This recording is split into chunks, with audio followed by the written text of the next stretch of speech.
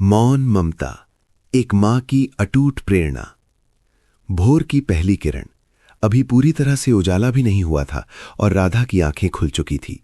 ये कोई नई बात नहीं थी। उनका दिन सूरज से पहले शुरू होता था और रात चांद की रोशनी में ढलता था। सुबह की ठंडी हवा खिड़की से अंदर आ रही थी, अपने साथ नीम की पत्तियों की भीनी भीनी खुशबू और दूर कहीं मंदिर से आती आरती की हल्की आवाज ला रही थी। राधा ने गहरी सांस ली, उस हवा को अपने अंदर समेटते हुए, जैसे वो दिन भर की थकान को धोकर एक नई ऊर्जा भर रही हों। ये उनके जीवन का अलिखित नियम था। पति प्रकाश जी के उठने से पहले चाय तैयार हो, बच्चों राहुल और नीना के स्कूल के लिए नाश्ता और टिफिन तैयार हो, घर साफ सुथरा हो, सब कुछ चुपचाप, बिना किसी शिकायत के। कभी कभी उन्हें लगता था कि उनका पूरा जीवन एक ऐसे मूक नाटक की तरह है जहां वे मुख्य किरदार हैं, लेकिन उनके संवाद किसी को सुनाई नहीं देते।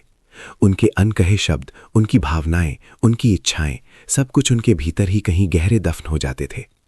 रसोई में घुसते ही उन्होंने चूल्हे पर चाय पानी चढ़ा दिया। दिमाग में दिन भर की लिस्ट घूमने लगी। आज राहुल की गणित की ट्यूशन है, नीना को अपनी ड्राइंग क्लास के लिए नए रंग चाहिए, प्रकाश जी को दफ्तर के लिए खास कागजात निकालने हैं। इन सब छोटी छोटी ज़रूरतों के बीच अपनी कोई ज़रूरत उन्हें याद नहीं आती थी, या शायद वे उसे याद करना ही भूल गई थीं। उनका जीवन अब उनके बच्चों और पति के इर्द गिर्द बुना गया था, एक ऐसा ताना बाना जिसमें उनकी अपनी पहचान कहीं खो गई थी, पर उन्हें इसकी कोई शिकायत नहीं थी। उनके लिए अपने प्रियजनों की मुस्कुराहट ही उनकी सबसे बड़ी पहचान। जब प्रकाश जी की आंख खुली, उन्हें गर्मागर्म चाय का कप बिस्तर पर ही मिल गया। आज फिर इतनी जल्दी उठ गई राधा, प्रकाश जी ने जम्हाई लेते हुए कहा।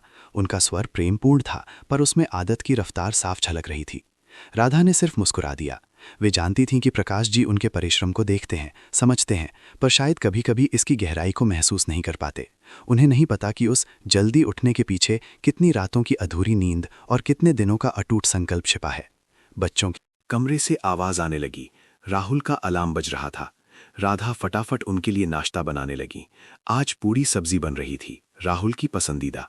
गर्म गर्म पूड़ियां तलते हुए राधा को अपने बचपन की याद आई। उनका भी एक सपना था, एक चित्रकार बनने का। उनके हाथ रंगों में ऐसे चलते थे जैसे कोई जादू। पर शादी के बाद जिम्मेदारियों के रंगों ने उनके कैनवस पर अपनी जगह बना ली। अब उनके कैनवस पर बच्चों के भविष्य के रंग थे, और उन्हें ये रंग भी सुंदर लगते थे।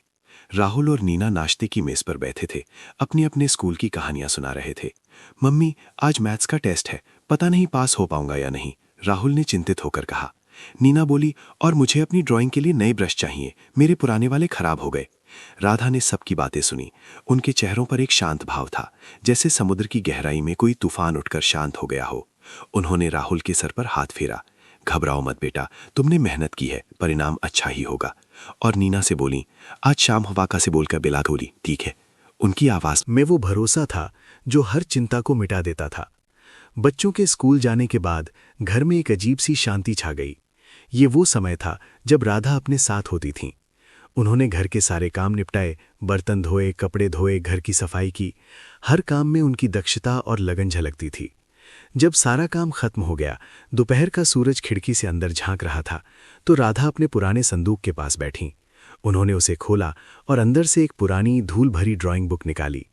उसके पन्ने पीले पड़ चुके थे, पर उनमें अब भी राधा के बचपन के सपने सजीव थे। एक पल के लिए उनके चेहरे पर एक उदासी सी छा गई, लेकिन फिर उन्होंने पन्ने पलटने बंद कर दिए।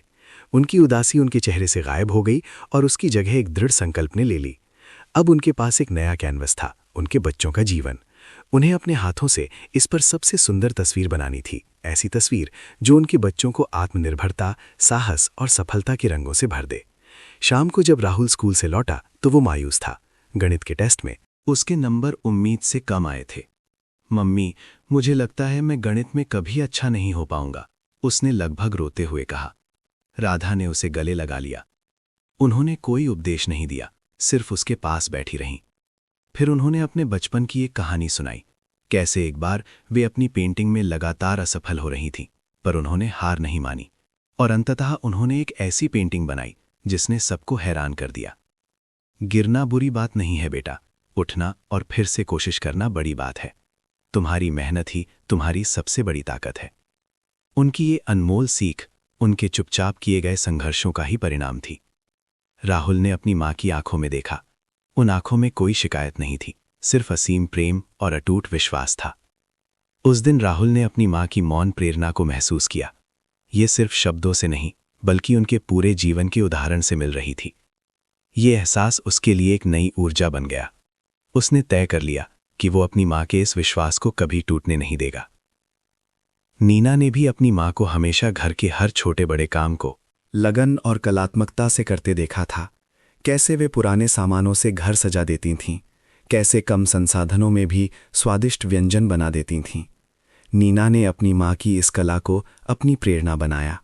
उसने समझा कि रचनात्मकता सिर्फ कागज पर नहीं, बल्कि जीवन के हर पहलू में हो सकती है।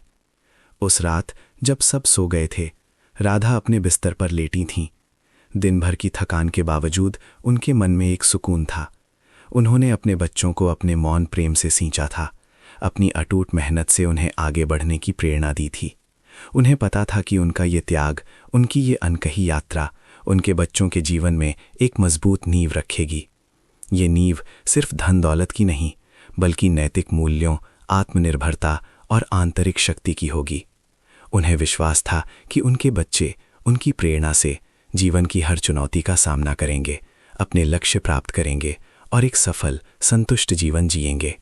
उनका मौन प्रेम ही उनकी सबसे बड़ी शक्ति थी, और यही शक्ति उनके बच्चों को भी भविष्य में हर बाधा से लड़ने की हिम्मत देगी। ये सिर्फ एक माँ की कहानी नहीं, बल्कि उस अदम्य मानवीय भावना का प्रतीक है जो बिना कहे, बिना जताए पूरे संसार को आलोकित कर सकती है।